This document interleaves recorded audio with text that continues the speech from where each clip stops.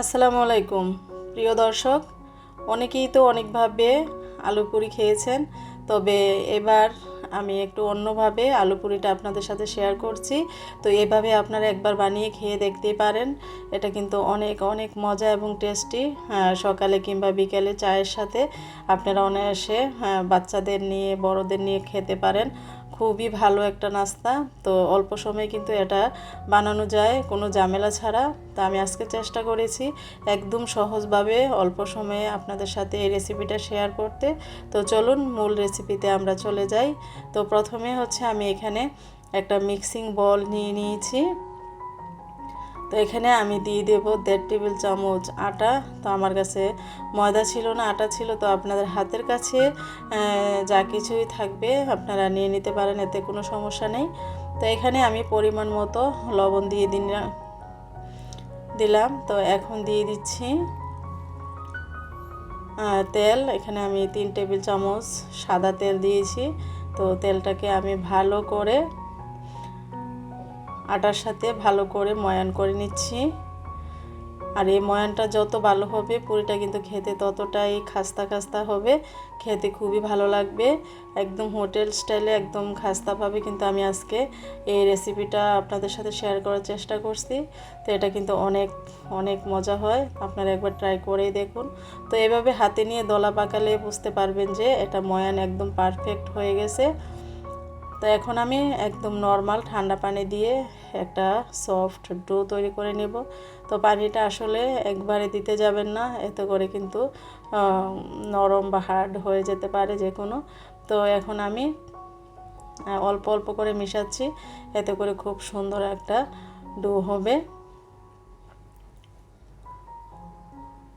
তো এই কাজটা কিন্তু নর্মাল পানি দিয়ে করতে হবে, এতে করে কিন্তু ডোটা খুব সুন্দর হয়। তো এই তো এদিক দিয়ে দেখতে পাচ্ছেন একদম সফট সুন্দর একটা ডো হয়ে গেছে। তো ডোটা বেশি শক্তও না আবার বেশি পাতলাও না, এরকম আমি করেছি, একদম পুরির জন্য পারফেক্ট। তো এখন আমি হচ্ছে এটাকে রেস্টে রেখে দেব আধা ঘন্টার মতো।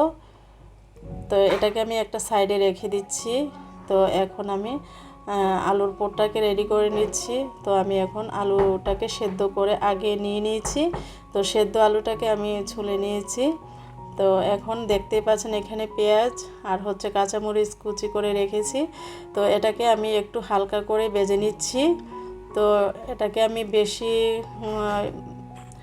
ব্রাউন করব না, হালকা করে ব্রাউন করব। আর এইভাবে কিন্তু বেরেস্তা করে দিলেই কিন্তু এই পুরটা খেতে বেশি ভালো লাগে। তো আমি এটাকে আলুটাকে একটু হাত দিয়ে ম্যাশ করে নিচ্ছি।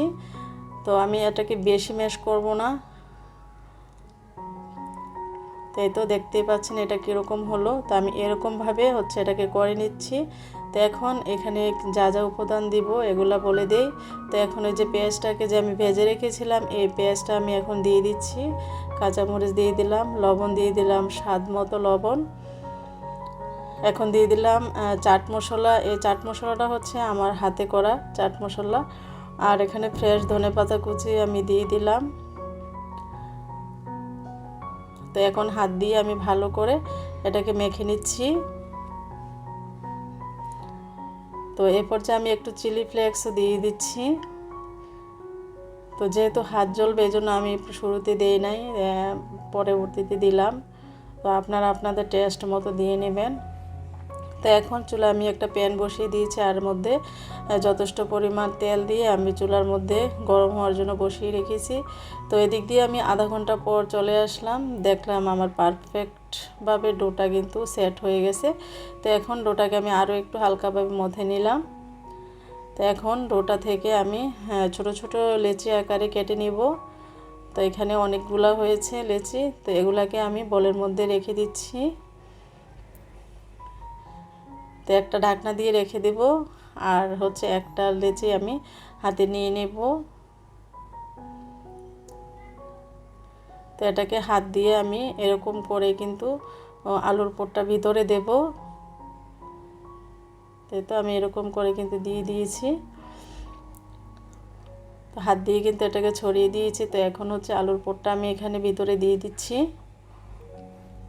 তো সাইড থেকে টেনে টেনে চতুর্পাশ থেকে আমি এভাবে আলুটাকে কোট করে দেব, যেন আলুটা কিছুতেই বের হতে না পারে। তো হাতের তালুতে নিয়ে এভাবে করে এটাকে সিল করে দিচ্ছি। তাই তো হয়ে গেল আমার একটা আলু পুরি শেপ।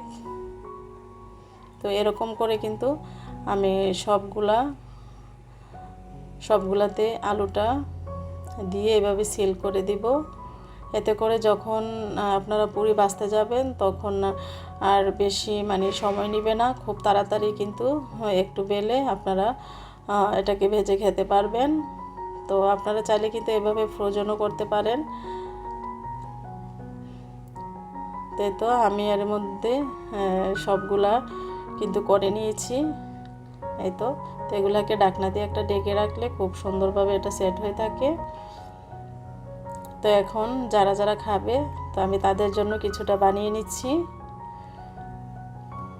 তো এখন আমি একটা হালকাভাবে বেলে নেব। তো উপরে একটু আটা ছিটিয়ে দিলাম। তো এখন বেলুনের সাহায্যে আমি আলতো হাতে কিন্তু এটাকে বেলে নেব, বেশি চাপ দেওয়া যাবে না, এতে করে কিন্তু আলুটা বের হয়ে যাবে ভিতরের পোরটা। তো আমি এটাকে হালকা করে কিন্তু এই তো বেলে নিচ্ছি।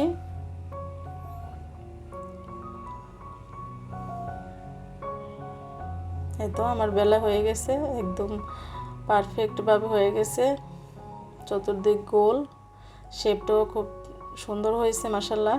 তো এখন আমি তেলটা দেখুন আগেই বসিয়ে রেখেছিলাম চুলায়, গরম হয়ে আছে। তো এখন আমি ডুবন্ত তেলের মধ্যে কিন্তু পুরিটা দিয়ে দিলাম। তো তখন তেলটাকে উপরে একটু দিয়ে দিলে কিন্তু খুব সহজে তাড়াতাড়ি কিন্তু পুরিটা ফুলে ওঠে। তো আমি আরও একটা পুরি এই তেলের মধ্যে দিয়ে দিচ্ছি, যেহেতু আমার প্যানটা একটু বড় তাই এখানে দুইটা দেওয়া যায় খুব অনায়াসে। তো এর মাঝে কিন্তু আমার একটা পুরি হয়ে গেছে। তো বাকি একটাও আমি এইভাবে করে একটু ব্রাউন কালার করে ভেজে নিব। তো এটাকেও আমি উঠিয়ে নিচ্ছি। তো এরকম করে কিন্তু আমি আরও কয়েকটা পুরি এইভাবে করে ভেজে নিয়েছি।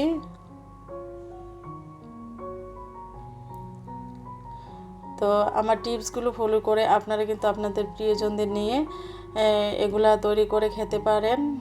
আলু পুরি সবারই জানি এটা পছন্দের একটা খাবার।